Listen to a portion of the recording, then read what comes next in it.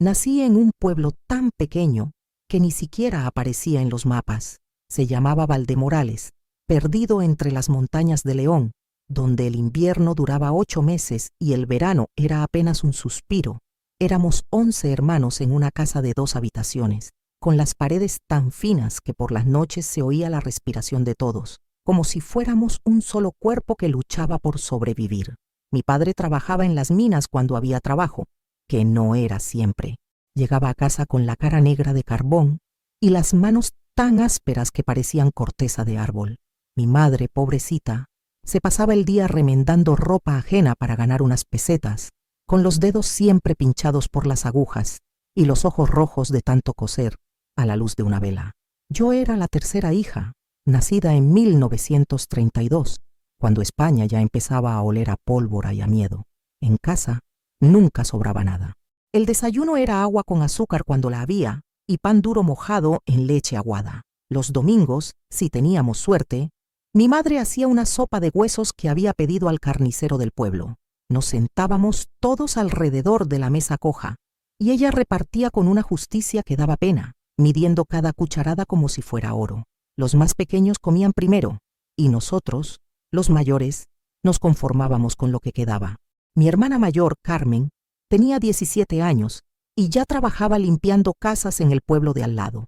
Se levantaba antes del amanecer y caminaba 2 horas por un sendero lleno de piedras para llegar a tiempo. Volvía por las noches con las manos destrozadas de fregar suelos y un puñado de monedas que entregaba entera a mi madre. Nunca se quedaba ni una peseta para ella. Nunca se compró ni un peine, ni una cinta para el pelo.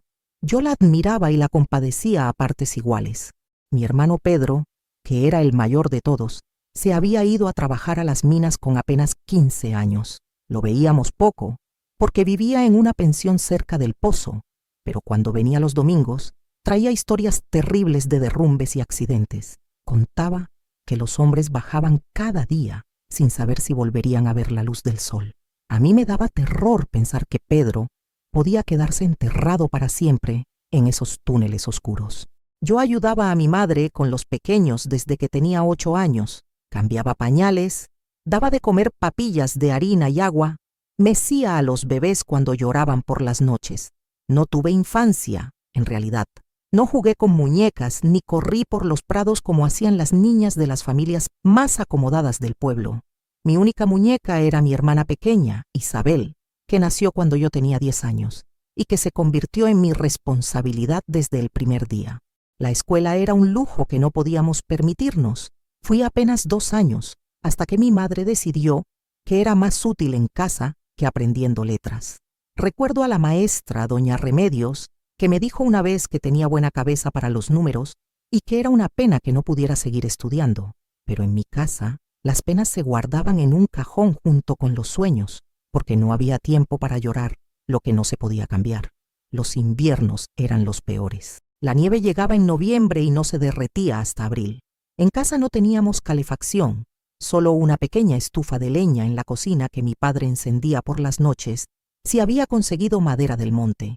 Dormíamos todos juntos, apiñados como cachorritos, compartiendo mantas tan finas que el frío se colaba por todas partes. Yo me despertaba muchas mañanas con los labios morados y los pies tan helados que no los sentía. Mi madre tenía una tos que sonaba como cristales rotos. La había pillado después del nacimiento de los gemelos, Antonio y Miguel, y nunca se le quitó. Por las noches la oíamos toser hasta que se quedaba sin aire, pero nunca se quejaba. Se levantaba cada mañana antes que nadie, encendía el fuego, preparaba lo poco que había para desayunar y comenzaba con la costura. Sus manos nunca paraban de moverse, ni siquiera cuando estaba enferma. En el pueblo había 3 familias que tenían dinero: los Herrero, que tenían tierras, los Velasco, que tenían la tienda, y los Martín, que tenían ganado. Sus hijos iban al colegio con zapatos nuevos y abrigos sin remiendos. Las madres se paseaban por la plaza los domingos, después de misa, con vestidos de tela buena y sombreros con flores. Yo las miraba desde la puerta de la iglesia, donde mi familia se quedaba siempre porque no teníamos ropa decente para sentarnos en los bancos de delante. A los 13 años empecé a trabajar en casa de los Herrero. Me levantaba a las 5 de la madrugada, desayunaba el agua con azúcar de siempre y caminaba hasta su casa, que estaba en la parte alta del pueblo. Limpiaba, fregaba, cuidaba de su hijo pequeño y ayudaba en la cocina. La señora Herrero no era mala, pero tampoco era buena. Me trataba como se trata a un mueble útil, con indiferencia. Me pagaba 5 pesetas a la semana, que yo entregaba completas a mi madre. Los domingos por la tarde, cuando terminaba el trabajo, me escapaba al monte que había detrás del pueblo. Me sentaba en una roca grande, desde donde se veía el valle entero, y soñaba con cosas que no sabía ni cómo se llamaban. Imaginaba ciudades grandes con casas de varios pisos, tiendas llenas de comida, mujeres con vestidos bonitos que no tenían que fregar suelos ajenos para vivir. No sabía que esos lugares existían de verdad, pero algo dentro de mí me decía que tenía que haber algo más que esta vida de miseria y cansancio. Mi hermana Carmen se casó a los 19 años con un chico del pueblo de al lado. Fuese una boda triste, sin vestido blanco ni flores, solo una misa rápida y una cena con patatas hervidas y un trozo de tocino que mi madre había estado guardando durante meses. Carmen se fue a vivir con su marido y yo supe que no la vería mucho más. Las mujeres casadas desaparecían de la vida de sus familias como si se las hubiera tragado la tierra. Con Carmen fuera de casa, yo me convertí en la hija mayor de facto. Mi madre dependía de mí para todo, para cuidar de los pequeños, para ayudar con la costura, para trabajar en casa de los Herrero y traer dinero. Era como si hubiera nacido ya adulta, como si nunca hubiera tenido derecho a ser joven. Veía a otras chicas de mi edad que se reían y coqueteaban con los chicos después de misa, y me parecían criaturas de otro mundo. A los 15 años, mi madre enfermó en serio. La tos se le hizo más fuerte y empezó a escupir sangre. El médico del pueblo, que solo venía una vez al mes, dijo que tenía los pulmones muy dañados y que necesitaba descanso y buena alimentación. Descanso y buena alimentación. Nos miramos todos como si hubiera dicho que necesitaba volar a la luna. En nuestra casa no existían ni el descanso ni la buena alimentación. Yo tuve que dejar el trabajo en casa de los Herrero para cuidar de mi madre y de los hermanos pequeños. Durante 6 meses fui la madre de la casa, lavando, cocinando, cosiendo, cuidando enfermos y consolando llantos. Mi padre trabajaba cuando podía, pero cada vez había menos trabajo en las minas y cada vez llegaba más borracho a casa. Se gastaba en vino lo poco que ganaba, y cuando mi madre le reprochaba, él se ponía violento. Una noche de enero, mi madre no pudo levantarse de la cama. Tenía fiebre alta y respiraba como si se ahogara. Mandé a Pedro a buscar al médico, pero cuando llegó ya era demasiado tarde. Mi madre murió agarrando mi mano, con los ojos llenos de lágrimas, pero no por el dolor, sino por la pena de dejarnos solos. Tenía 38 años, pero parecía una anciana. La vida se la había comido poco a poco, como el óxido come el hierro. El funeral fue lo más triste que he visto en mi vida. Llevamos el ataúd entre todos los vecinos hasta el cementerio que estaba en lo alto del monte. No teníamos dinero para flores, así que cortamos unas ramas de romero que crecía salvaje entre las piedras. El cura dijo 4 palabras rápidas porque hacía frío y quería volver a su casa caliente. Cuando echaron tierra sobre el ataúd, supe que mi vida había cambiado para siempre. Con mi madre muerta y mi padre cada vez más perdido en el alcohol, la casa se convirtió en un lugar imposible. Los pequeños lloraban por las noches pidiendo a su madre, y yo no sabía cómo consolarlos. Pedro intentaba ayudar, pero él tenía sus propios problemas en la mina. Carmen venía de vez en cuando, pero tenía su propia familia que atender. Yo me quedé sola con 6 hermanos menores, sin dinero, sin trabajo y sin esperanza. Fue entonces cuando apareció Evaristo. Evaristo tenía 40 años y era viudo. Había venido al pueblo buscando una mujer joven que le cuidara la casa y le diera hijos. Mi padre, que cada día estaba más borracho y más desesperado, vio en él la solución a todos nuestros problemas. Una boca menos que alimentar, decía, y además me pagaría una dote. Yo tenía 17 años y no tuve voz ni voto en el asunto. La primera vez que lo vi me dio miedo. Era un hombre alto y delgado, con las manos grandes y callosas, y una mirada que no sabía descifrar. Hablaba poco y cuando lo hacía era con una voz grave que me ponía los pelos de punta. Venía de un pueblo de la montaña, donde tenía una pequeña granja con 4 cabras y unas tierras que apenas daban para sobrevivir. Mi padre le prometió que yo era trabajadora y obediente, que sabía cocinar y coser, que había cuidado de toda la familia desde niña.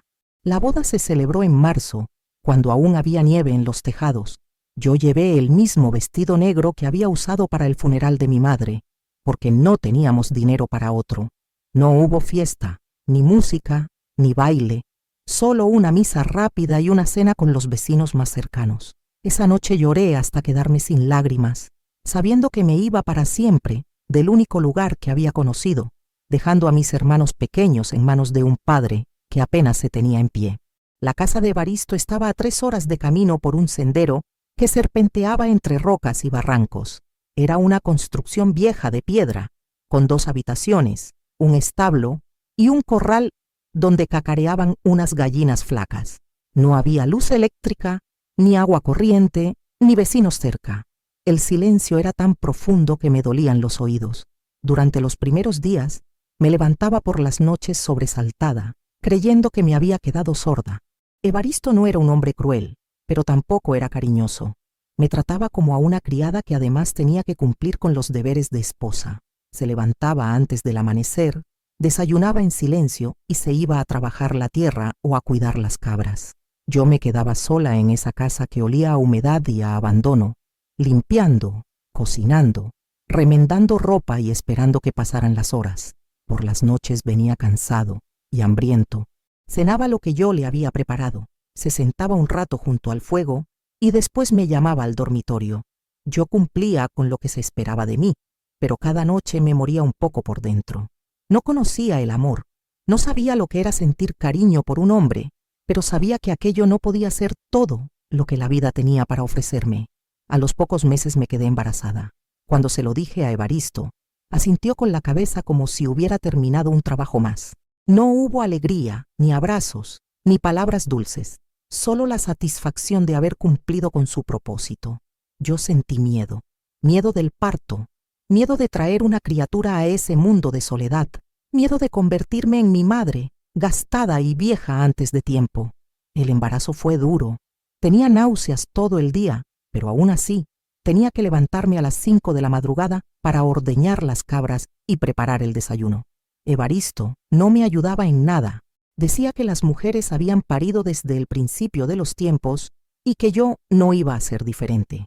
Cuando me dolía la espalda o me sentía mareada, él me miraba con impaciencia, como si estuviera fingiendo para no trabajar. En septiembre nació mi primera hija. El parto fue en casa, con la ayuda de una partera que vivía a 2 pueblos de distancia y que llegó cuando yo ya llevaba 12 horas gritando. La niña nació pequeña y débil, pero viva. La llamé María, como mi madre. Cuando la tuve en brazos por primera vez, sentí algo que no había sentido nunca, un amor tan grande que me dolía el pecho. Por primera vez en mucho tiempo, tenía una razón para seguir viviendo. Pero la alegría duró poco. María lloraba día y noche. No cogía peso.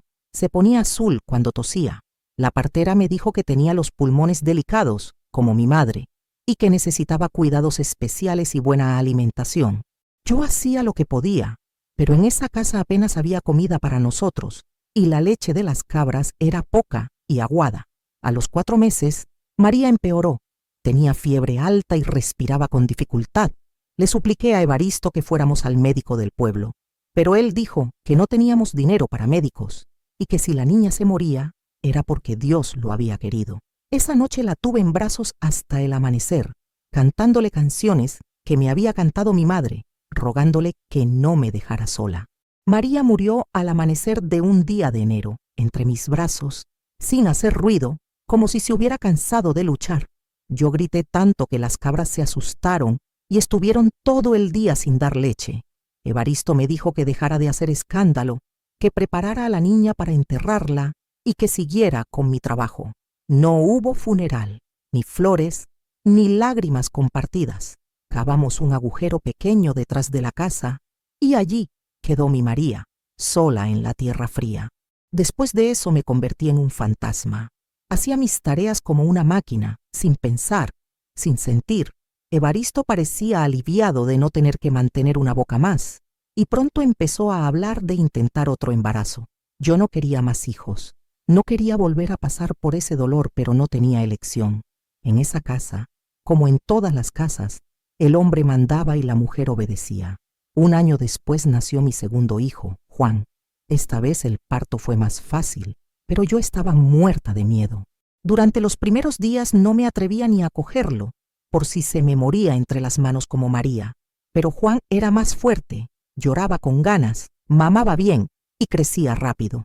Poco a poco me fui atreviendo a quererlo, aunque siempre con el corazón encogido, esperando lo peor.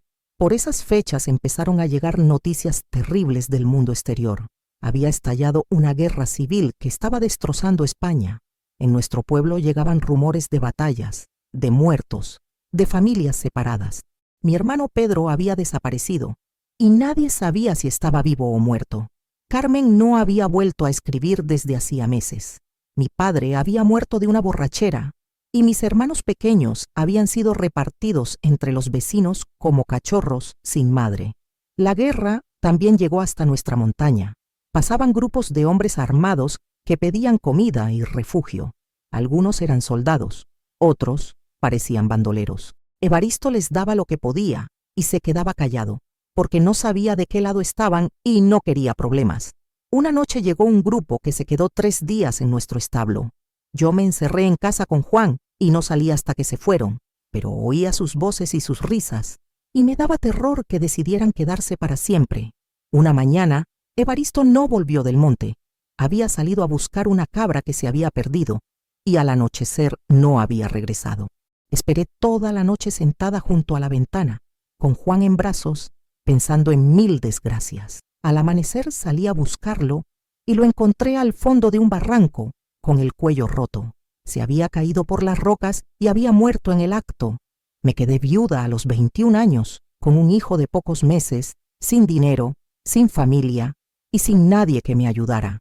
Los vecinos más cercanos vivían a horas de camino y además tenían sus propios problemas. La guerra había vuelto loco al mundo y cada uno luchaba por sobrevivir como podía. Durante las primeras semanas viví de las pocas provisiones que quedaban en casa. Ordeñaba las cabras, recogía los huevos de las gallinas, comía patatas hervidas y pan duro. Pero sabía que eso no podía durar mucho. Con el invierno llegando y sin dinero para comprar carbón o comida, Juan y yo moriríamos de frío y de hambre antes de la primavera. Intenté vender las cabras en el pueblo, pero nadie tenía dinero para comprarlas. La guerra había empobrecido a todo el mundo y además, ¿quién iba a subir hasta mi casa para llevarse unas cabras flacas? Pensé en irme a vivir con algunos parientes lejanos que tenía Evaristo en otro pueblo, pero cuando fui a buscarlos, descubrí que se habían marchado sin dejar rastro. Fue entonces cuando apareció Sebastián. Era un hombre de unos 50 años que se presentó en mi casa una tarde de octubre, cuando ya empezaban a hacer frío. Dijo que había conocido a Evaristo y que se había enterado de su muerte. Venía a ofrecerme ayuda, o eso decía. Era bajo y rechoncho, con el pelo gris y los ojos pequeños y brillantes como los de una rata. Algo en él me puso en alerta desde el primer momento, pero yo estaba desesperada. Sebastián me propuso un trato. Él se haría cargo de la casa y de las tierras, me daría comida y refugio, y a cambio yo me ocuparía de la limpieza y la cocina. Era una propuesta que parecía generosa, pero yo sabía que nada en la vida era gratis. Aún así, con Juan llorando de hambre y el invierno acercándose, no tenía otra opción. Los primeros días Sebastián se comportó como un caballero. Trajo comida del pueblo, arregló la puerta del establo, compró carbón para la estufa. Yo empecé a pensar que tal vez había tenido suerte, que por fin había encontrado a alguien que me ayudaría a salir adelante. Pero pronto descubrí que Sebastián tenía otros planes para mí. Una noche, cuando Juan ya estaba dormido, Sebastián entró en mi habitación sin llamar. Llevaba una botella de vino en la mano y me miraba de una manera que me heló la sangre. Me dijo que ya era hora de que yo le pagara su generosidad, que una mujer joven como yo no podía vivir sola, que él sabría cuidarme mejor de lo que lo había hecho Evaristo. Yo le dije que no, que yo no era esa clase de mujer, que respetara mi luto y mi dignidad. Él se rió y me dijo que las viudas pobres no podían permitirse tener dignidad. Intenté escapar, pero él me agarró del brazo con tanta fuerza que me hizo morir. Me dijo que si no hacía lo que él quería, me echaría de la casa en pleno invierno y que Juan y yo moriríamos helados en el monte. Esa noche no pasó nada más, pero yo supe que era solo cuestión de tiempo. Sebastián me tenía atrapada, y él lo sabía. Durante los días siguientes me acosaba constantemente. Me tocaba cuando pasaba por mi lado, me hacía comentarios que me ponían la carne de gallina. Yo vivía en un estado de terror constante, esperando el momento en que perdiera la paciencia y decidiera tomar por la fuerza lo que yo no le quería dar. La situación se volvió insoportable cuando Sebastián empezó a traer amigos a casa. Eran hombres como él, rudos y groseros, que bebían vino hasta altas horas y me miraban como si fuera un trozo de carne.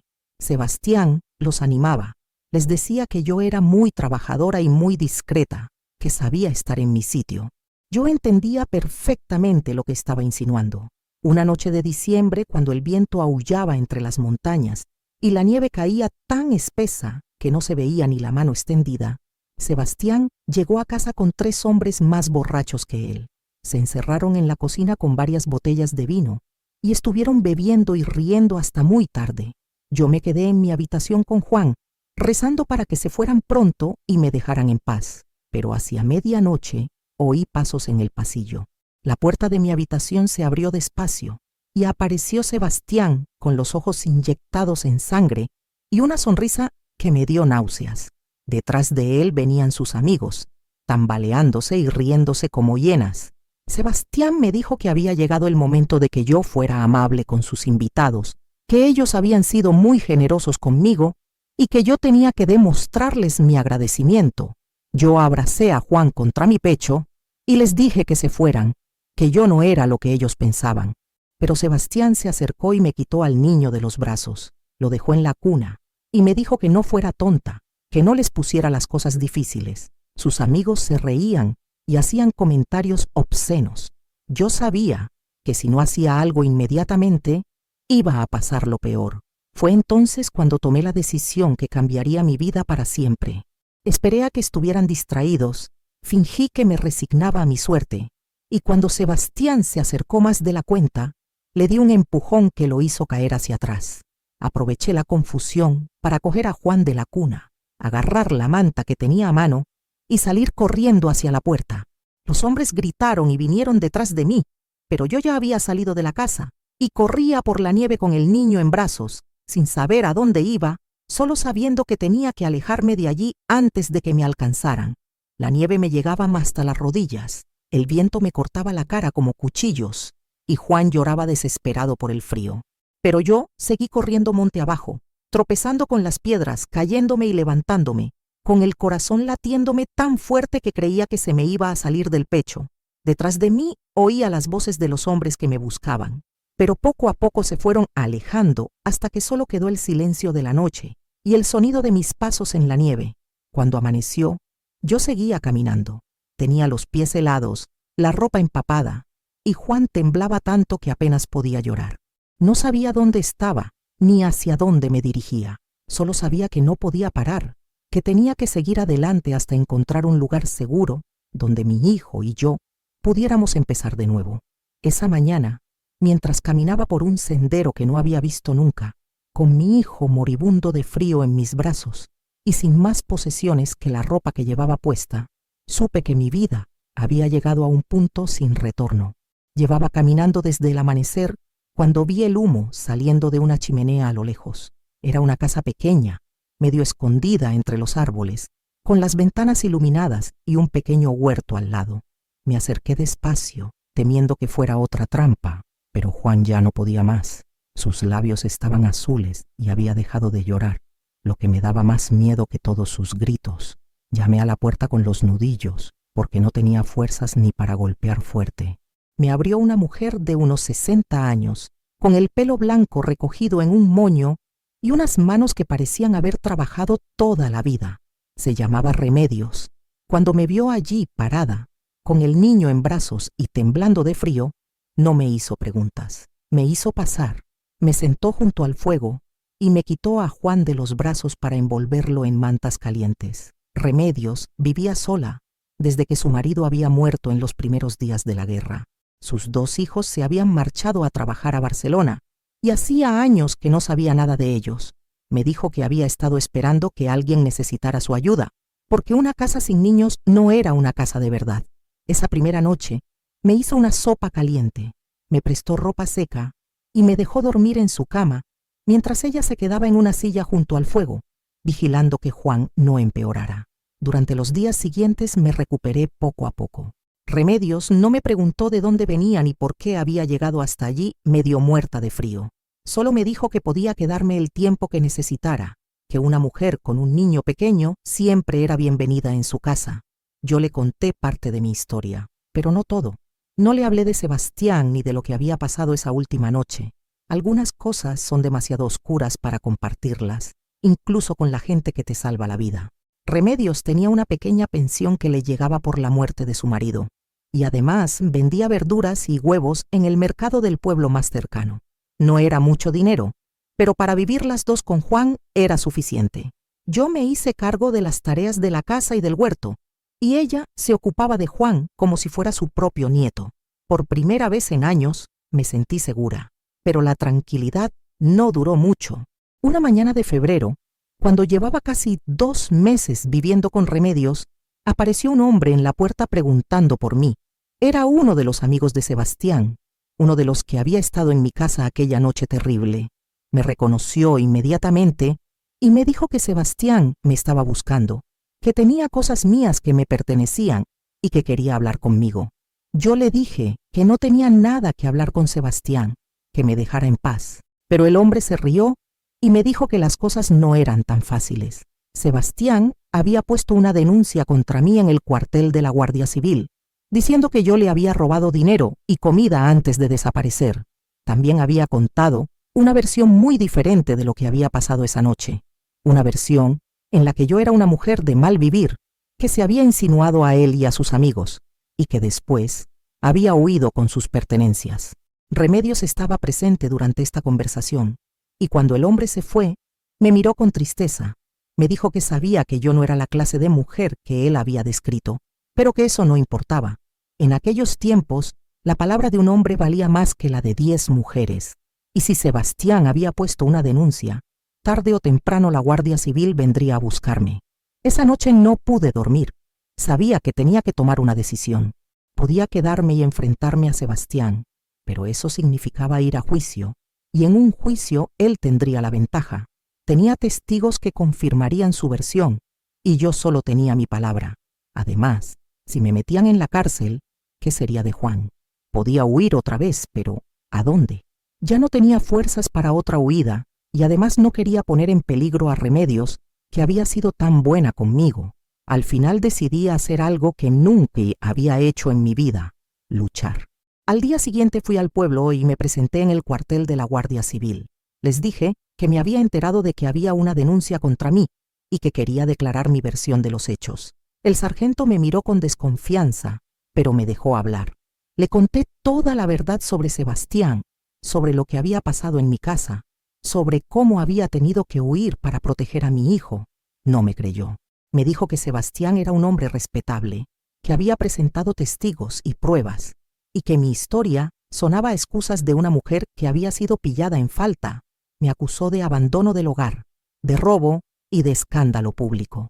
Me dijo que me iba a meter en la cárcel y que mi hijo sería entregado a una institución donde lo educarían como era debido. Fue en ese momento cuando pasó algo que cambió toda mi vida. La puerta del despacho se abrió y entró un hombre que yo no conocía. Era alto, de unos 40 años, bien vestido, con aspecto de persona importante. Se dirigió al sargento y le dijo que había oído parte de la conversación desde el pasillo y que conocía a Sebastián desde hacía años. El hombre se llamaba don Aurelio y era el juez de paz del distrito. Me dijo que Sebastián ya había tenido problemas similares con otras mujeres, que era conocido por aprovecharse de viudas y mujeres solas, pero que nunca había habido pruebas suficientes para procesarlo. Me pidió que le contara mi historia con todos los detalles, y esta vez alguien me escuchó de verdad. Don Aurelio me explicó que la denuncia de Sebastián no se sostendría si yo presentaba una contradenuncia por acoso y amenazas, Me dijo que él se haría cargo de mi caso, que buscaría testigos que confirmaran el comportamiento de Sebastián con otras mujeres y que me ayudaría a demostrar que yo había sido la víctima, no la culpable. El juicio se celebró en mayo, cuando ya había flores en el huerto de Remedios y Juan había empezado a gatear. Fue la experiencia más dura de mi vida.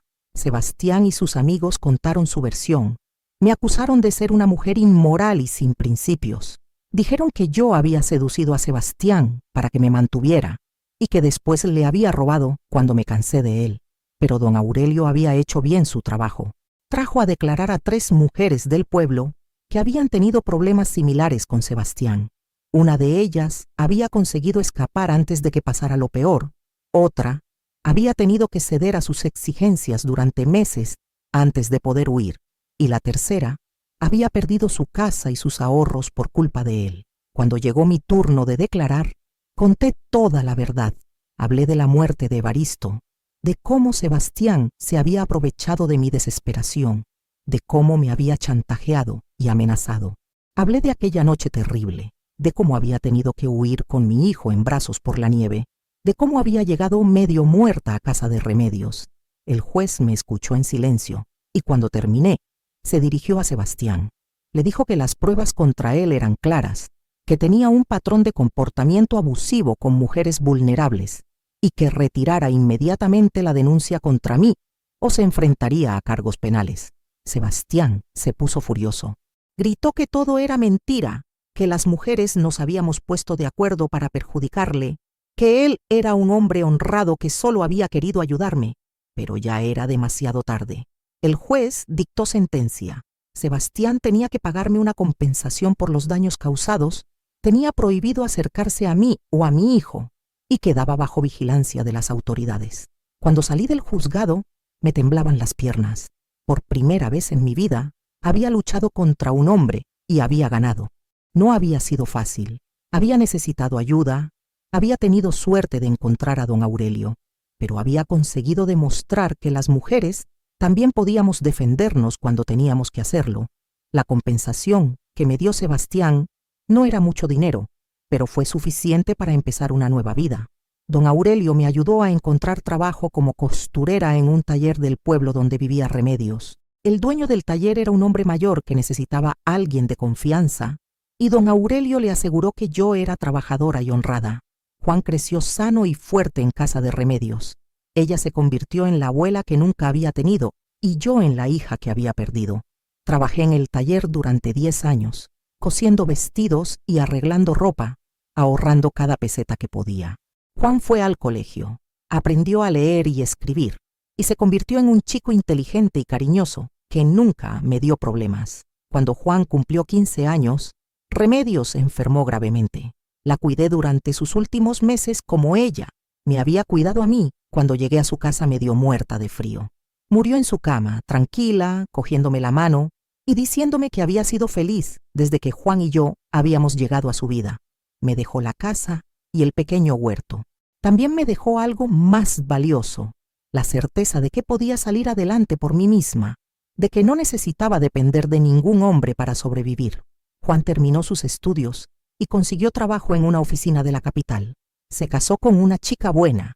Tuvieron 3 hijos y me convirtieron en abuela. Ahora tengo 86 años y vivo en esta residencia desde hace 5.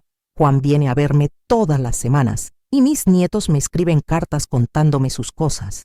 A veces pienso en todo lo que he vivido, en todo lo que he sufrido, y me pregunto si habría hecho las cosas de otra manera. La verdad es que no lo sé. En aquellos tiempos las mujeres no teníamos muchas opciones.